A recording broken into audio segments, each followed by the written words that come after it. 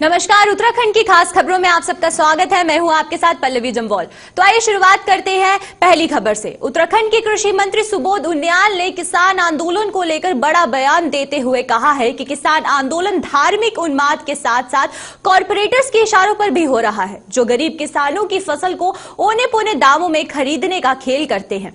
कृषि मंत्री ने साफ कहा है कि किसान बिल को वापस लेने का सवाल ही पैदा नहीं होता, क्योंकि ये किसान की भलाई और उनकी आर्थिक आजादी के लिए है, ताकि किसानों को उनकी फसलों का उचित दाम मिल सके।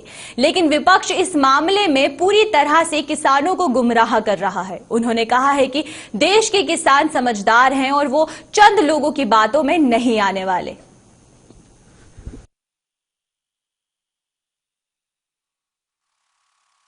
मैंने आपसे कहा कि ये कुछ लोग और खासकर जिस तरह से मैंने सुना कि धार्मिक तौर पर ग्रंथी लोगों को आंदोलन से जुड़ने की बात कर रहे हैं, तो इसमें बहुत स्पष्ट लगता है कि ये किसान आंदोलन न होकर ये कुछ कॉरपोरेट घराने ऐसे हैं जिनके हितों पर इन कानूनों के बनने से कुठाराघात हुआ है, जो पूरी तरह से किसान के उत्पाद पर जिनका कब्जा था उनसे खरीद कम औने पौने दाम में खरीद के जो एक्सपोर्ट का धंधा करते थे, ये उन लोगों की एक सुनियोजित साजिश है। और ये लोग किसान को भ्रमित करके कुछ तो अपने व्यापारिक जो हित हैं उनको बचाना चाहते हैं और कुछ अपनी राजनीतिक जमीन ढूंढना चाहते हैं। राज्य सरकार द्वारा हरिद्वार को स्मार्ट सिटी बनाने की कयावत जारी है। इन दिनों कुंभ मेले क्षेत्र में भूमिगत बिजली लाइन डालने का कार्य ऊर्जा निगम द्वारा करवाया जा रहा है, जिसके बाद हरिद्वार भी उन चुनिंदा शहरों में शामिल हो जाएगा जहां कॉलोनियों में खूबसूरती देखते ही बनती है। न तारों का जंजाल, न दुर्घटनाओं का खतरा और न ही तूफान में विद्युत बाधित होगी। इस संबंध में स्थानीय निवासी सिद्धार्थ कौशिक ने बताया कि ये जहां पर अब तारों की जाल और खंभे हट जाने से लोगों को राहत मिलेगी, वहीं अब कोई भी बिजली चोरी नहीं कर पाएगा। उन्होंने कहा है कि हरिद्वार शहर के लिए एक बहुत बड़ी उपलब्धि है, क्योंकि कई पक्षी, बंदर, गाय, भैंस आदि तारों की जद में आते ही उनकी मौत हो जाती है। अपर कुंभ मेला अधिकारी हरबीर सिंह ने बताया कि आने वाला हरिद्वार नवीन हरिद्वार होगा और जिन लोगों ने हरिद्वार को पहले देखा है उनके लिए यह हरिद्वार किसी आश्चर्य से कम नहीं होगा।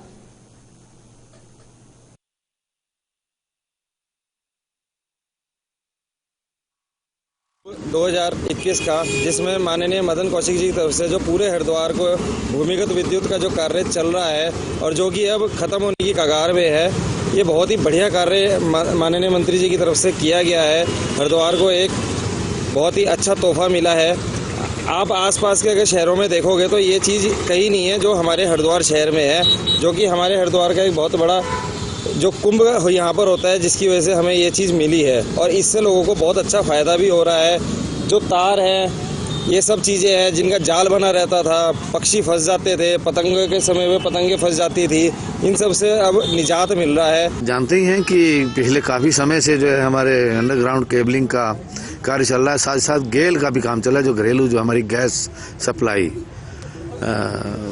एक दर्द के बाद जो है खुशी मिलती है। आप स्वयं समझ सकते हैं कि उसके परिणाम क्या होंगे। आने वाला हरिद्वार एक बेहतरीन हरिद्वार आपको दिखाई देगा।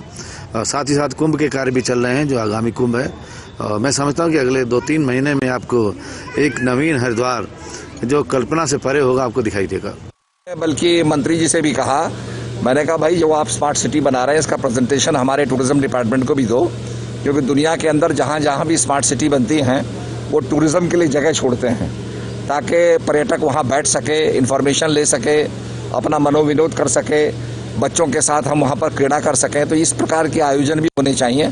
तो मैंने उनके लिए कहा भी हमें स्पेस दीजिए टूरिज्म को, ताकि टूरिज्म वहाँ अपना स्टॉल लगाए, चीज़ें लगाएं। आप अगर लेस्टर स्क्वायर में जाएंगे लंदन के अंदर तो वहाँ बहुत बड़ा एक मैदान खाली है। इसी प्रकार से आप चौगान में, हिमाचल प्रदेश के चौगानों में जाएंगे तो जगह खाली है, नेपाल के दरबार स्क्वायर में जाएंगे तो जगह खाली है, ताकि वहाँ टूरिस्टिक एक्टिविटी होती रहे, पर्यटन जा कर के वहाँ बैठ कर के आराम कर सके। तो इस प्रकार से हम चाहते हैं कि स्मार्ट सिटी के अंदर भी पर्यटकों के आने के लिए हम कुछ ना कुछ बनाएं, करें, तो निश्चित रूप में ये बहुत बड़ा हमारे पर्यटन के लिए बहुत बड़ा ये एक कदम होगा। राज्यसभा सांसद नरेश बंसल और विधानसभा अध्यक्ष प्रेमचंद अग्रवाल ने ढिंडोईवाला पहुंचकर वैश्य अग्रवाल समाज ने उनका स्वागत किया। इस अवसर पर विधानसभा अध्यक्ष प्रेमचंद अग्रवाल ने बीजेपी की ओर से अग्रवाल समाज के बीजेपी नेता नरेश बंसल को राज्यसभा भेजे जाने पर अग्रवाल समाज का सम्मान बताते हुए खुशी जाहिर की। वहीं राज्यसभा सांसद नरेश बंसल ने कहा है कि बीजेपी में कोई भेदभाव नहीं होता, पार्टी सभी को सम्मान देने का काम करती है। इसके साथ ही उन्होंने कृषि बिल के बारे में भी जानकारी दी।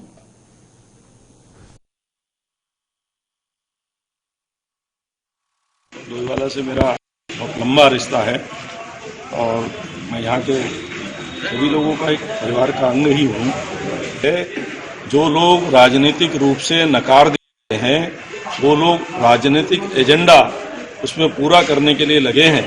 प्रारंभ में किसानों की कुछ समस्याएं थी, कुछ उनकी शंकाएं थी, उनका समाधान लगातार सरकार करने का प्रयास कर रही है, किया भी है और आगे भी सरकार खुले मन से वार्ता के लिए तैयार है।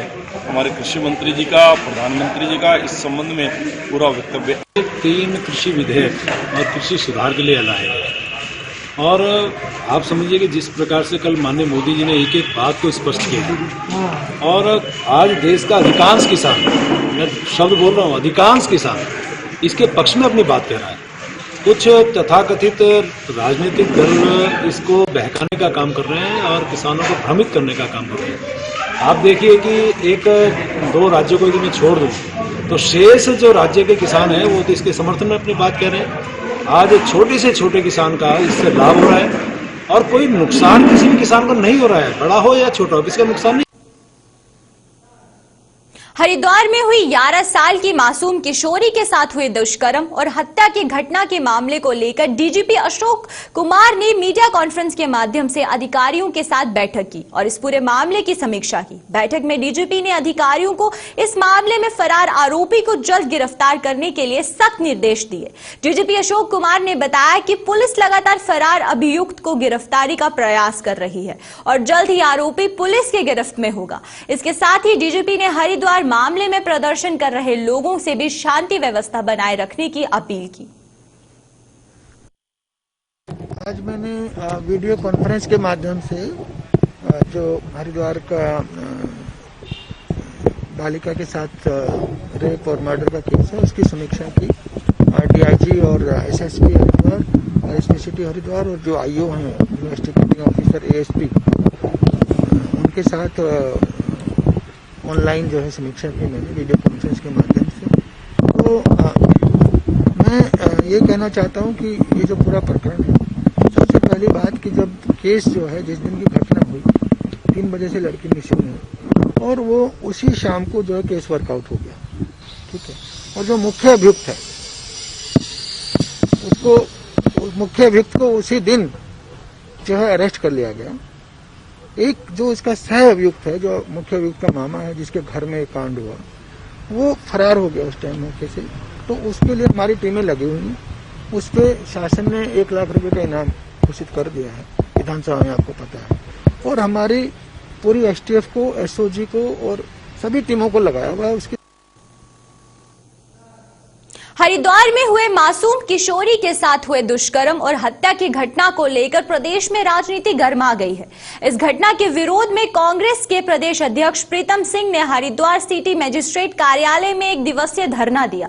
इस दौरान कांग्रेस प्रदेश अध्यक्ष प्रीतम सिंह ने प्रदेश सरकार पर निशाना साधते हुए कहा कि इस मामले में पुलिस ने एक आरोपी को गिरफ्तार किया है, मगर एक आरोपी अभी भी पुलिस की पकड़ से बाहर है।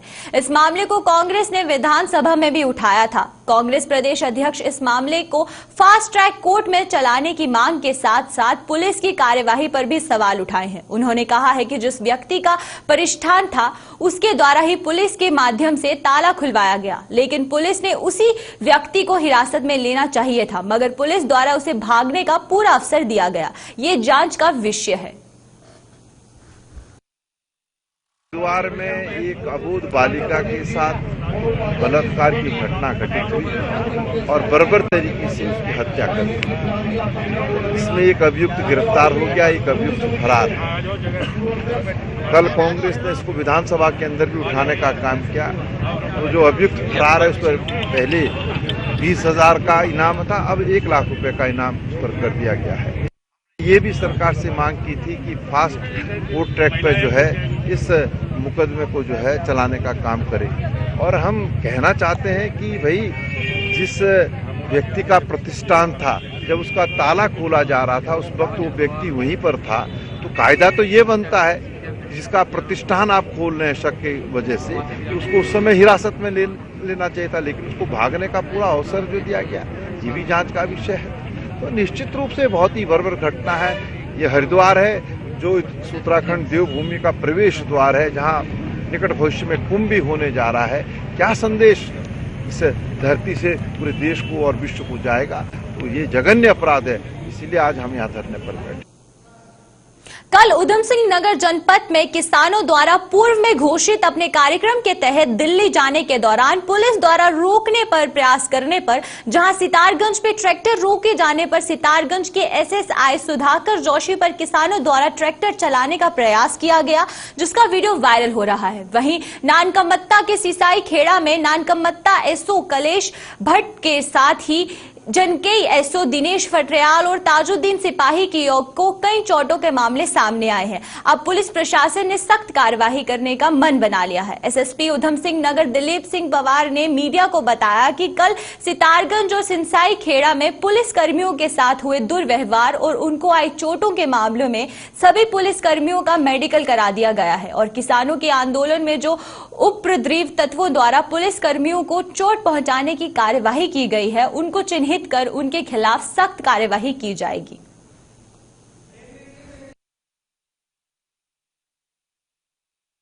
आज के हमने पूरी व्यवस्था करी हुई थी, पर्याप्त संख्या में हमने पुलिस बल पर हमने प्रबंधन किया था।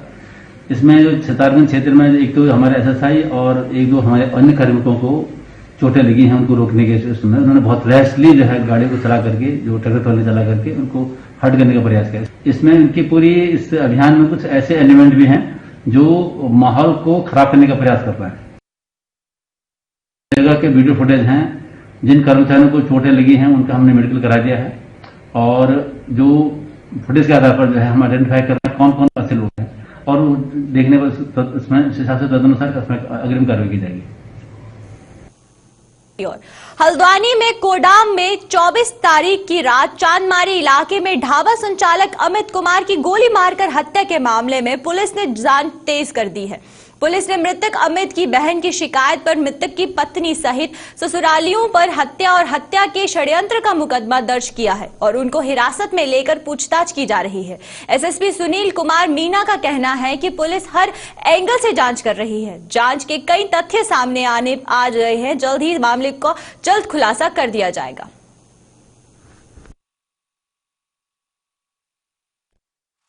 ये तो आपके ऊपर लड़की ने केस करा, उसके बावजूद 303 498 हाँ जी। ये तो कब हुई ना कार्रवाई, कब की है ये यहाँ से जल हो गया, ये लड़की चले गई 4 महीने की, 4 महीने पहले 2-3 महीने हो गए इसको साथ, 2-3 महीने पहले किसी केस में आपको ऊपर इससे मुकदमा था।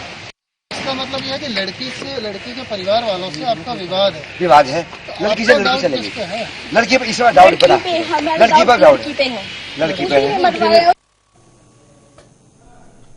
कुंभ मेले को लेकर अखिल भारतीय अखाड़ा परिषद ने नया उदासीन अखाड़े में अहम बैठक आयोजित की। बैठक की अध्यक्षता अखाड़ा परिषद अध्यक्ष नरेंद्र गिरी और महामंत्री हरिगिरी गिरी द्वारा किया गया।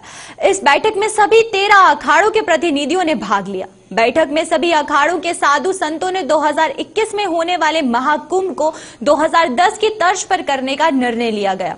इस साथ ही अखाड़ा परिषद द्वारा सरकार द्वारा करवाए जा रहे कुंभ मेले के कार्यों को लेकर नाराजगी जाहिर की। इस संबंध में अखिल भारतीय अखाड़ा परिषद द्वारा मेला अधिकारियों के माध्यम से मुख्यमंत्री के नाम ज्ञापन भी भेजा गया। अखाड़ा परिषद द्वारा मुख्यमंत्री और मेला अधिकारी को प्रयागराज माघ मेले का निरीक्षण करने के लिए आमंत्रित किया गया और उसी की तर्ज पर हरिद्वार कुंभ मेले को करने की भी मांग की गई। अखाड़ा परिषद ने चेतावनी दी है कि अगर सरकार कोई व्यवस्था नहीं करती तो अखाड़े अपनी तरफ से भी व्यवस्था करना शुरू कर देंगे। ऐसा है कि हम लोग पूरी तरह से प्राचीन काल में भी अखाड़े व्यवस्था कर और करते हैं और करेंगे भी। काला प्रसन्न क्या बोला कि हम बिजली भी लगाएंगे, चाहे हम लोग 10-10 लाख रुपए का 20-20 लाख रुपए का खम्भा खरीद के, अपना खम्भा भी खरीद के बिजली भी लगाएंगे, बोरिंग भी कराएंगे, पानी भी लगाएंगे और टूटियां लगाएंगे और टेंट भी लगाएंगे और सब कुछ करने के बाद कांवरियों के लिए बना बनाए छोड़ के चले जाएंगे। देखिए, आज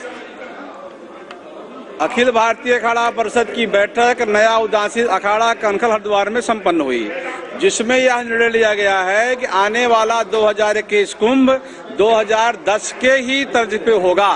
सारे अखाड़े के महामंडलेश्वर, आचार्य महामंडलेश्वर, सभी रामानंदाचार्य, शंकराचार्य, सभी संत महंत और सभी पूजनीय जितने भी लोग हैं सभी लोग आएंगे। सरकार का कार्य है व्यवस्था को करना। अभी तक कोई भी कार्य शुरू नहीं हुआ है, हम लोग इन कार्यों से संतुष्ट नहीं हैं, इसलिए हमने मेला अधिकारी को एक ज्ञापन दिया है माननीय मुख्यमंत्री के नाम से कि आप प्रयागराज का जो माघ मेला है इतना सुंदर भव्य हमारे योगी जी करा रहे हैं, तो आप भी कराइए मेला, उसमें किसी प्रकार का व्यवधान उत्पन्न न किया जाए। हम लोगों ने 1 तारीख को प्रयागराज में माघ मेले का निरीक्षण या ये देखने के लिए कैसे वहाँ कार्य हो रहा है, मैंने माननीय मुख्यमंत्री उत्तराखंड को और सभी मेला संबंधित अधिकारियों को आमंत्रित किया है कि आप आइए वहाँ देखिए।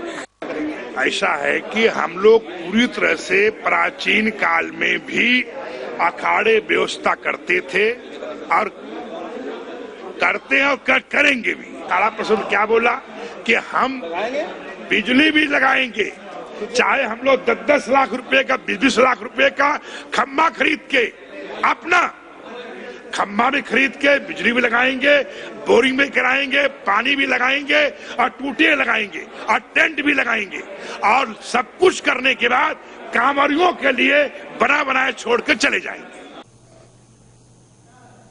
रुड़की सिविल लाइन कोतवाली पुलिस और मुरादाबाद पुलिस की टीम ने 5000 के इनामी बदमाश को गिरफ्तार किया। पकड़े गए बदमाश की पहचान सतपाल उर्फ भंडारा निवासी मुरादाबाद के रूप में की गई है। सिविल लाइन कोतवाली प्रभारी राजेश शाह ने बताया कि सतपाल उर्फ भंडारा बेहद शातिर अपराधी है, जो 2015 से 4 लाख रुपए के बैग छीनने की घटना को अंजाम देने के बाद से ही फरार चल रहा है, जिसकी तलाश में पुलिस लगातार छापेमारी कर रही है। डीआईजी ने भी सतपाल उर्फ भंडारा पर इनाम घोषित किया था। शातिर अपराधी को पकड़ने के लिए पुलिस ने एक टीम का भी गठन किया था। राजेश शाह ने कहा कि अपराधी को मुरादाबाद पुलिस और रुड़की पुलिस ने उसके घर से गिरफ्तार किया।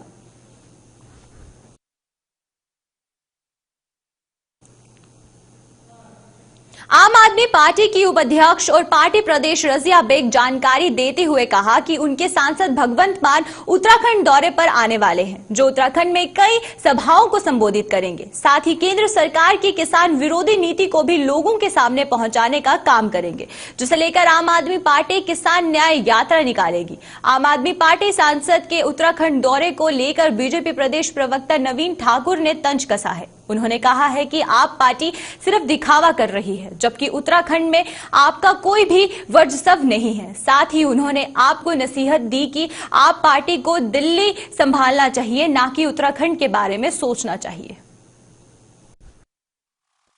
आप लोगों को जानकारी है कि आज इस किसानों के आंदोलन में झुका हुआ है और किसान हमारा सड़कों पे 1 महीने से ज्यादा हो गया कि सड़कों पे है। कितने किसान भाइयों की मृत्यु हो चुकी है, कितने लोगों की, और अभी 2 दिन पहले भी हुई है एक हमारे किसान भाई की। उसी के मद्देनजर जैसे अरविंद केजरीवाल जी ने जिस दिन से किसान आंदोलित हुए थे उसी दिन से उनको हर तरह से सहायता पहुंचाने की ठान ली थी, और उनके केजरीवाल जी ने अपना एक उनको सहायता अपना वो दी थी। उसी के मद्देनजर उत्तराखंड में भी हमारे 2 दिन पहले उत्तराखंड के लोग किसान हमारे भाई उत्तराखंड के किसानों ने जो ठानी थी कि हम दिल्ली में किसान रथ जो है उन लोगों के साथ रहेंगे। तो संसद मान साहब उत्तराखंड के दौरे पे रहेंगे, 2 दिवसीय दौरा होगा। 5 हमारी सभाएं होंगी 29 और 30 तारीख को, जैसे काशीपुर में, बाजपुर में, रुद्रपुर में, नानकमत्ता साहिब में, तमाम जगह लोगों से वो मिलेंगे। और यहाँ उलट है कि केंद्र सरकार ने किसानों को, अन्नदाता को आंदोलन में झोंक दिया है। वहीं केजरीवाल साहब उन्हें सहायता पहुंचाने के लिए हर किसानों के घर तक जा रहे हैं, अपने कार्यकर्ताओं को वहां लेके चल रहे हैं। देखिए, केंद्र सरकार किसानों के लिए जितना 60 सालों में नहीं हुआ, 6 वर्षों में नरेंद्र मोदी जी की सरकार ने किया, चाहे वो किसान क्रेडिट कार्ड हो, चाहे वो फसल बीमा हो, और कल ही माननीय प्रधानमंत्री जी ने 9 करोड़ किसानों के खाते में सीधा 18,000 करोड़ रुपए ट्रांसफर किए एक बटन पे ही। किसान सम्मान निधि के तौर पर केंद्र सरकार द्वारा करीबन 15 करोड़ किसानों के देश को सीधे सीधे लाभ पहुंचाया जा रहा है। आम आदमी पार्टी के लोग अपने गिरेबान में झांके, दिल्ली संभालें, दिल्ली की जनता को छोड़ के कभी वो पंजाब भाग जाते हैं, कभी वो चुनाव लड़ने बनारस पहुंच जाते हैं।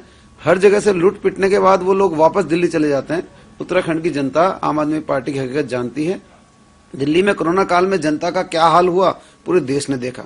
अगर केंद्र वहां पर अपने हाथ में कमान नहीं लेती तो ये कोरोना काल में दिल्ली की जनता कितनी बेहाल थी, ये सब ने देखा।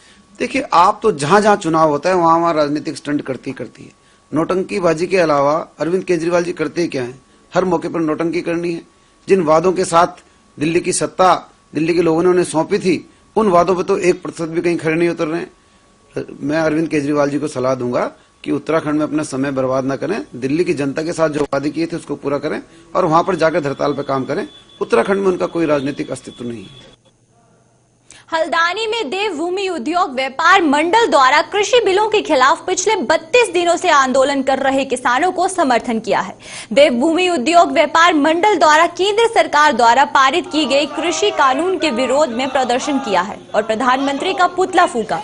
देवभूमि उद्योग व्यापार मंडल के प्रदेश अध्यक्ष हुकुम सिंह कुंवर ने कहा कि इस देश में किसान ही है जो देश के प्रत्येक नागरिक के लिए भोजन की व्यवस्था करता है, लेकिन आज किसान पिछले 1 महीने से सड़कों पर अपनी मांगों को लेकर बैठा है और सरकार हठधर्मित होकर अड़ी हुई है। उन्होंने कहा है कि देवभूमि उद्योग व्यापार मंडल सरकार के इस रवैये का पुरजोर विरोध करता है और केंद्र सरकार से मांग करता है कि तत्काल इन काले कानूनों को वापस लेकर किसानों की मांगों को मान लिया जाए।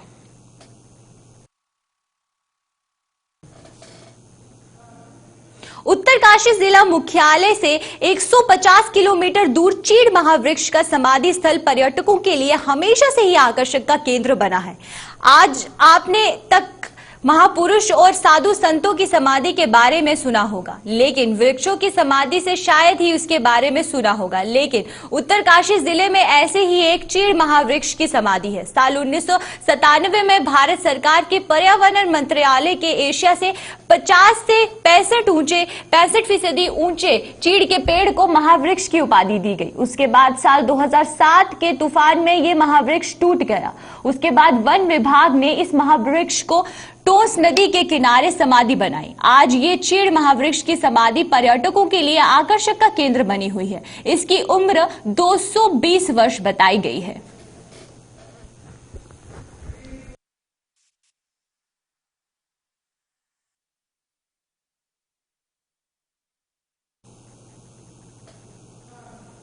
आज की उत्तराखंड की खबरों में फिलहाल इतना ही। बने रहिए 24x7 के साथ। नमस्कार।